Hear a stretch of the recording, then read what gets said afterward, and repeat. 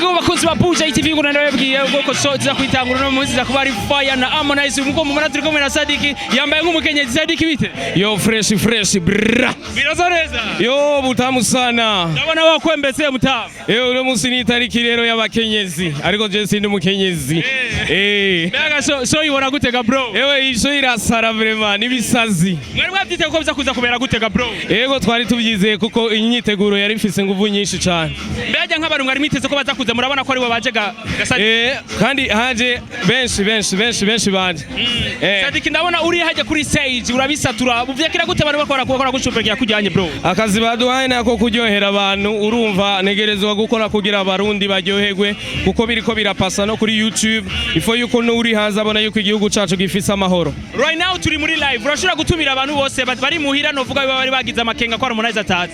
Aya njoo Harmonize yuko hapa yanakwambia leo itakuwa shida, leo ni uno. Kwa nini Harmonize? Kwa nini mlipenda kuita Harmonize?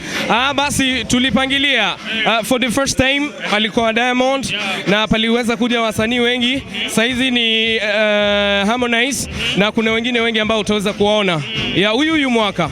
Yes. Naje muravyiteze ko Harmonize koza kubikora neza nkuko mwavyiteze. Yes, aza kubikora neza kandi kurusha nuko ategerezwa kubikora kuko yamye ngaha yiteguye yeretse yuko Burundi ari igihugu ciza cyane kandi yiteguye no gusohora indirimbo nshasha uno munsi nyene y'abakenyezi urumva ni show ya mbere azoba aririmbye iyo ndirimbo. Bizere ko Harmonize aza kuzayambaye ibikwembe ga bro. Bo reka nawe akari nyuma karahinda muraza kubibona. Kabisa urakoze cyane Sadiki. Yes, turasubira. Kabisa ini Buja TV takinyamakuru cy'abakibazana bishasha mvuga muri Inesura Buja Flavor show iracabandanya guys turatanguye imikiro nababwiye ni Harmonize in Burundi. Bite ami? Fresh. Ikirori mbona kimeze gute ami? Sana biko sawa. Byote biko sawa. Mugira mwakirende ami? Sadbi. Kino rimwe mwashimye gutangurira Sadbi avant ko mutangurira. Ko programme imeze. Mwashimye ko Sadbi atari watangurira imbere y'abantu. Sidwe twashimye ko programme imeze. Ko programme imeze. Mbega Gami Pro kuba mwaratumiye Harmonize barabona ko ari cyo byofasha abaririmbyi b'abarundi. Kinini.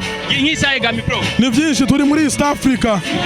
Harmonize ari kurundi gwego n'abaririmbyi b'abarundi bashaka kumwigirako nawe akigira ku baririmbyi biwacu kuko nabo barakomeye.